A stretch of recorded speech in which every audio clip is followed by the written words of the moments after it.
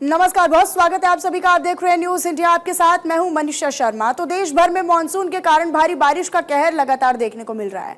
कहीं लैंडस्लाइड यानी भूस्खलन तो कहीं पर बाढ़ की वजह से लोगों को परेशानियों का सामना करना पड़ रहा है। हिमाचल से लेकर गुजरात तक लोग बस सैलाब का सितम ही झेल रहे हैं। इन 4 तस्वीरों को आपको दिखाएंगे और इन तस्वीरों के जरिए आप ये देखेंगे कि हिमाचल के धर्मशाला में बादल फट गया।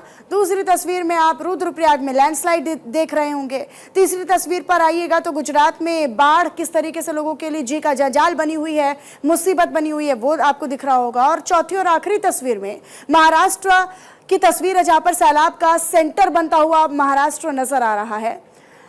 तो ये 4 तस्वीरें किस तरीके से हिमाचल के धर्मशाला में बादल फटा, तो वहां पर भी शासन प्रशासन के लिए एक बड़ी चुनौती है। रुद्रप्रयाग में भूस्खलन और लैंडस्लाइड से जो सामान्य जनजीवन है वो पूरी तरीके से अस्त व्यस्त हो चुका है। तीसरी तस्वीर गुजरात की है, जहां पर बाढ़ लोगों के लिए जी का जंजाल बनी हुई है, मुसीबत बनी हुई है। और चौथी और आखिरी तस्वीर है महाराष्ट्र की, जहां पर महाराष्ट्र अब सैलाब का सेंटर बनता हुआ नजर आ रहा है। तो देखिए, देश भर में कमोबेश एक ही जैसे हालात हैं।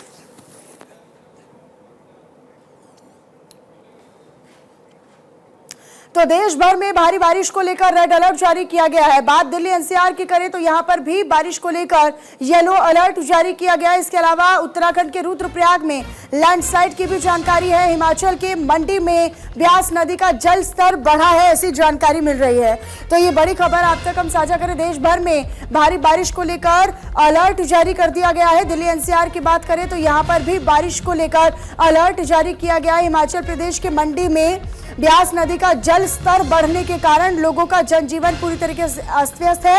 और जल स्तर बढ़ने के कारण लोगों के घरों तक पानी घुस आया है और जो सड़कें हैं वो लबालब नजर आ रही हैं।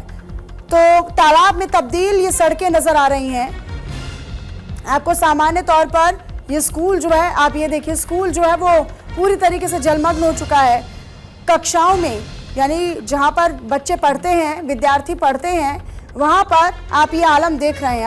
आप अंदाजा लगाइए कि ये पढ़ाई में भी बाधा बन रही हैं। ये जो व्यवस्थाएं हैं, ये जो असुविधाएं हैं, ये जो है ये भविष्य में भी क्योंकि यहाँ पर भविष्य बनाने के लिए बच्चे आते हैं, तो स्कूल में जब वो पढ़ नहीं पाएंगे तो स्कूल में भी वो एक तरीके से बच्चों के लिए बाधा बन रही है। दूसरी तस्वीर आप देखिए, एक ये अलग अलग तस्वीरें आपको दिखा रहे हैं। आप ये समझ ही नहीं पाएंगे कि ये तालाब है या सामान्य सड़कें हैं या नदी नाले हैं।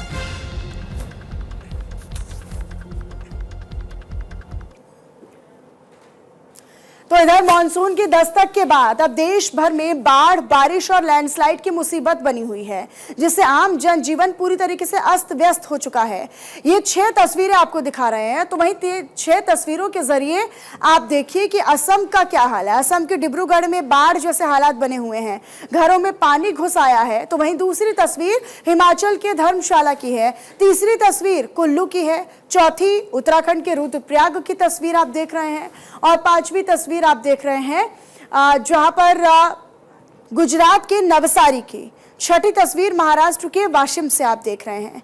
तो ये अलग अलग तस्वीरें हैं, अलग अलग राज्यों की तस्वीर है। असम के डिब्रूगढ़ की, हिमाचल प्रदेश के धर्मशाला की तस्वीर, हिमाचल के ही कुल्लू की तस्वीर जहां पर बादल फटा था। और यहां पर अभी तक जो एसडीआरएफ टीम है, जो तमाम टीमें हैं, वो सर्च ऑपरेशन में जुटी हुई हैं, क्योंकि लोग जो है वो भारी संख्या में लापता भी हैं।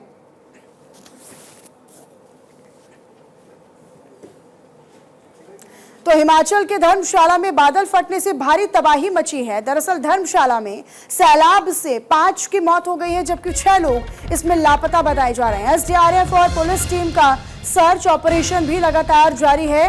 लुंगटा पावर प्रोजेक्ट के पास बादल फटने की जानकारी मिली तो हिमाचल के 5 जिले ऐसे हैं जहां पर फ्लैश फ्लड का अलर्ट भी जारी किया गया है। तो 5 जिले हिमाचल में ऐसे हैं जहां पर फ्लैश फ्लड का अलर्ट जारी किया गया है। लुंगटा पावर प्रोजेक्ट के पास बादल फटने की जानकारी, जिसमें अभी भी कई लोग लापता है, जिनका सर्च अभियान के जरिए जिनकी तलाश जारी है। तो नदी नालों का जल स्तर बढ़ गया है।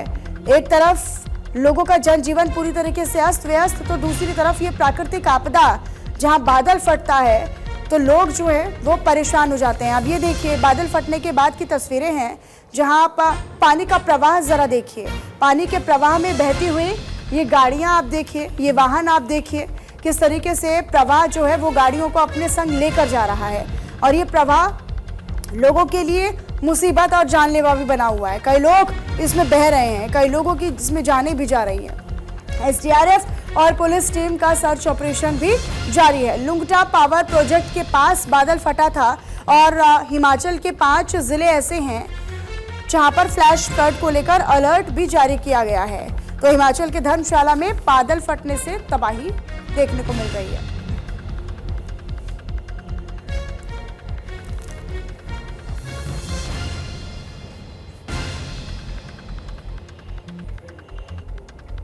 तो देखिए अब देश भर का हाल भी आप जान लीजिए। देश भर का हाल क्या है, दिल्ली एनसीआर की बात करें, सूरत की सबसे पहले बात कर लेते हैं। दिल्ली एनसीआर में भारी बारिश को लेकर येलो अलर्ट जारी किया गया है। यूपी की बात करें तो यूपी के 16 जिले ऐसे हैं जहां पर बारिश को लेकर मौसम विभाग ने चेता दिया है।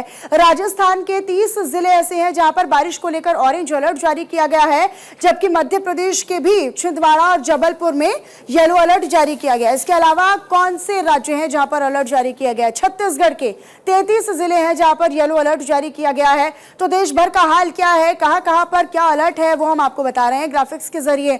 ओडिशा के भुवनेश्वर और कटक में बाढ़ जैसे हालात उत्पन्न हो गए हैं। सूरत, अहमदाबाद, वापी या राजकोट की भी बात करें तो यहाँ पर भी भारी बारिश का मंजर जो है वो देखने को मिल रहा है। आप मेरे पीछे भी कुछ तस्वीरें देख रहे हैं किस तरीके से जो जनजीवन है अस्त व्यस्त है और कहीं पर मलबा हटाने का काम हो रहा है, कहीं पर गंदगी हटाने का भी काम हो रहा है। ये देखिए टीमें भी हैं जो रेस्क्यू में जुटी हुई हैं।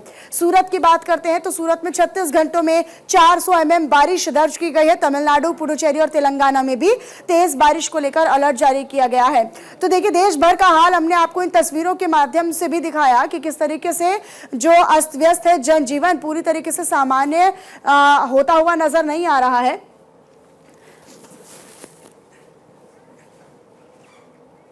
चलिए आगे बढ़ लेते हैं। अब आगे बढ़ते हुए आपको बताएं जहां पर रुद्रप्रयाग के मुनकटिया में केदारनाथ हाईवे फिर से बंद कर दिया गया है। लैंडस्लाइड के कारण, भूस्खलन के कारण यात्रा पर फिलहाल के लिए ब्रेक लगा दिया गया है और पहाड़ी से लगातार बोल्डर और मलबे गिर रहे हैं जिनको हटाने का काम भी हो रहा है। तीर्थ यात्रियों को जंगलों के रास्ते बाहर निकाला जा रहा है। जो वहां पर उस मार्ग पर फंसे हुए लोग हैं उन्हें जंगलों के रास्ते बाहर निकालने का काम हो रहा है। ये देखिए, ये आपको टीमें जो हैं वो नजर आएंगी कि किस तरीके से लोगों को जंगल के रास्तों के माध्यम से फंसे हुए मार्ग से बाहर निकालने का काम टीमें कर रही हैं। लैंडस्लाइड के कारण यात्रा पर फिलहाल के लिए ब्रेक लग गया है, रोक लग गई है और ये अमूमन हर बार की तस्वीर है।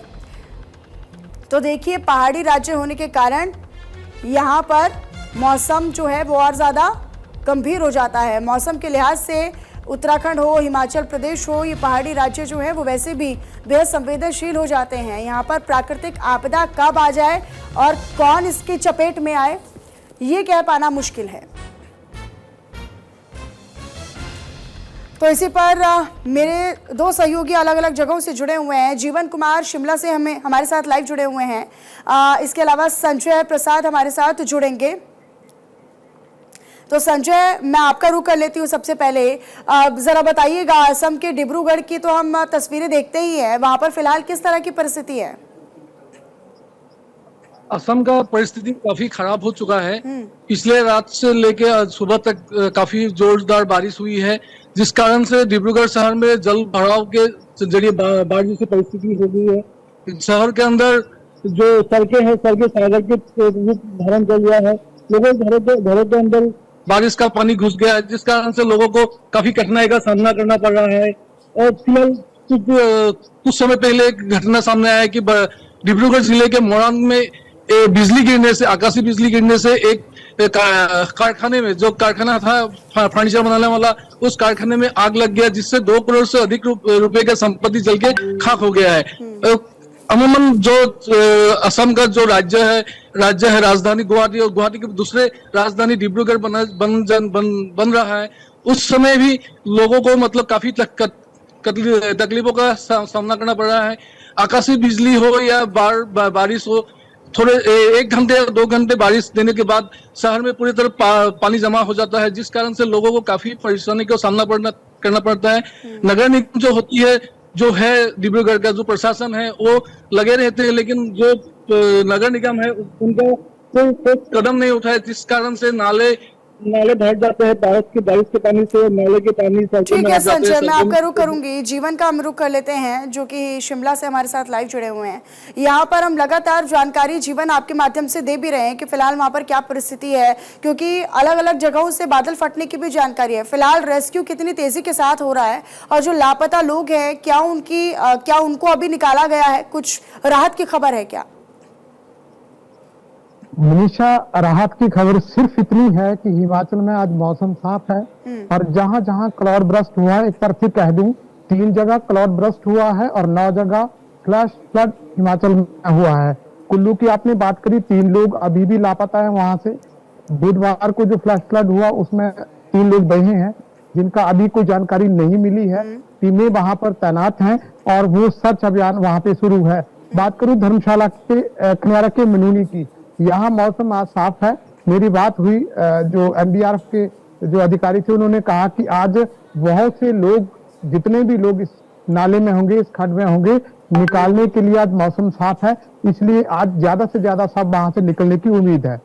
बाकी मैं कह दूं कि 15 से 20 जो घर हैं वो कुल्लू में तबाह हुए हैं इस जलजले में, और 2 से 3 नेशनल हाईवे और बिजली के बहुत से ट्रांसफार्मर जो इस जलजले की चपेट में चढ़ गए हैं। हमेशा बहुत बड़ी बात यह है कि जो मैनेजमेंट है सरकार का, वो तंदुरुस्त है और दुरुस्त है, और हर जगह पर सरकार ने अपने लोगों को, अपने डीसीज को, अपने एसडीएम्स को मौके पर तैनात किया गया है। जहां पर ये जो पर्यटक हैं या जो लोग हैं जिनका आना जाना है, नदी किनारे जिनके घर हैं, ये बात साफ कर दो, नदी किनारे जिन लोगों के घर हैं उनको शिफ्ट किया जा रहा है और उन्हें सुरक्षित स्थान पर ले जाया जा रहा है। तीसरी बात, यहाँ पे जो विदेशी सैलानी हैं जो कि एडवेंचर को ज्यादा पसंद करते हैं, जंगलों में घूमते हैं, इस तरह से उन लोगों को भी ढूंढा जा रहा है और उन्हें सुरक्षित स्थान पर लाया जा रहा है। जी। और ये कहीं ना कहीं एक नागरिक होने के कारण या फिर जब हम कहीं पर घूमने जाते हैं तो उस लिहाज से हमारी भी जिम्मेदारी बनती है कि हम उन स्थानों पर ना जाए जहां पर चेतावनी जारी है या फिर जहां के लिए मना किया जा रहा है, प्रशासन मना कर रहा है निश्चित तौर पर। ठीक है, मैं संजय का रुख कर लेती हूँ। संजय, क्या यहाँ पर प्रशासनिक अमले की उतनी दुरुस्त व्यवस्था नजर आ रही है? आपने बताया कि सड़कों पर पानी भरा हुआ है, कहीं पर जो घर है उनमें भी पानी घुस आया है, और पूर्वोत्तर का राज्य होने के लिहाज से यहाँ पर जो बाढ़ जैसे हालात है वो भी आम है। अब आप ये बताइए कि यहाँ पर क्या प्रशासनिक अधिकारी मौके पर पहुंच रहे हैं, लोगों के बीच में क्या स्थिति का मुआयना करते हुए नजर आ रहे हैं? डिब्रूगढ़ जिला प्रशासन मोइने जो बाढ़ग्रस्त इलाके हैं या जो पानी भरे हुए इलाके हैं उस जगह को डिब्रूगढ़ प्रशासन देख रहा है, किस तरह से पानी को निकाला जाए, किस तरह से लोगों को राहत मिले, इस काम में जुटे हुए हैं। लेकिन जो नगर निगम होता है, नगर निगम का कोई ठोस कदम दिखा नहीं जा रहा है। साथ ही एक बात बता दें कि मौसम विभाग ने जानकारी दिया था कि असम में आने वाले 24 घंटे में 7 जिलों के येलो अलर्ट जारी किया था।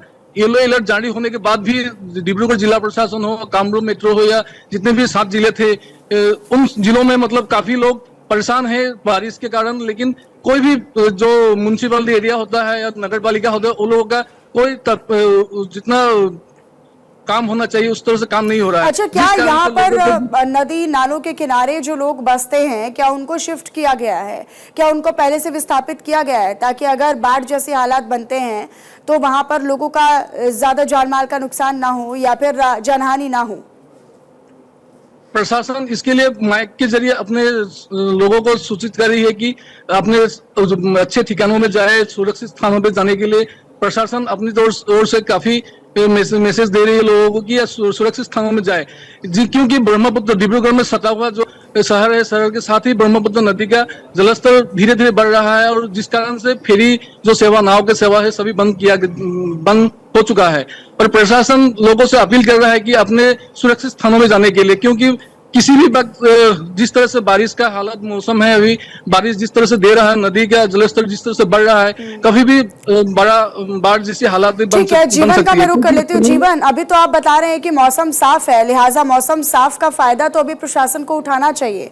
अब ऐसे में रेस्क्यू जो है वो आसान हो जाता है जब बरसात हो रही होती है या फिर क्लाउड बर्स्टिंग की अगर वहां पर स्थिरता बनती है तो वहां पर एक बड़ी चुनौती भी हो जाती है प्रशासन के लिए कि वो लापता लोगों को कैसे बचाए या फिर कैसे उन्हें ढूंढे। लेकिन फिलहाल यहाँ पर क्या रेस्क्यू अभियान को और तेज कर दिया गया है मौसम साफ है आप बता रहे हैं, और अगले कितने दिनों तक मौसम साफ होने की जानकारी मौसम विभाग की ओर से दी गई है? देखिए मनीषा, पहले तो साफ कर दूं कि 30 तारीख तक मूसलाधार बारिश हिमाचल में होने के पूर्वानुमान मौसम विज्ञान केंद्र शिमला ने लगाए हैं। यहाँ बादल अभी भी आना शुरू हो गए हैं, और मैं सीधी तरह से बात कर दूं कि जो एनडीआरएफ और एसडीआरएफ टीमें हैं, अतिरिक्त टीमें बुला ली गई हैं हिमाचल में इन जगहों पर, और साफ कर दिया है। एनडीआरएफ के अधिकारी से मेरी बात हुई कि ज्यादा से ज्यादा सब ये कुल सब आज निकाल दिए जाएंगे इस खड्ड से या सैंड से, ये बात उन्होंने कही है। और आज अगर मौसम साफ रहता है तो ये सारी स्थिति साफ हो जाएगी कि कितने लोग दबे थे और सभी निकाल लिए गए। ठीक है जीवन, शुक्रिया आपका इस जानकारी के लिए। संजय, आपका भी हमारे साथ जुड़ने के लिए और जानकारी साझा करने के लिए।